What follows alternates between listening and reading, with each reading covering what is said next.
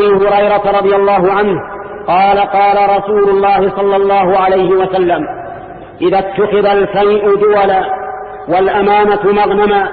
والزكاة مغرما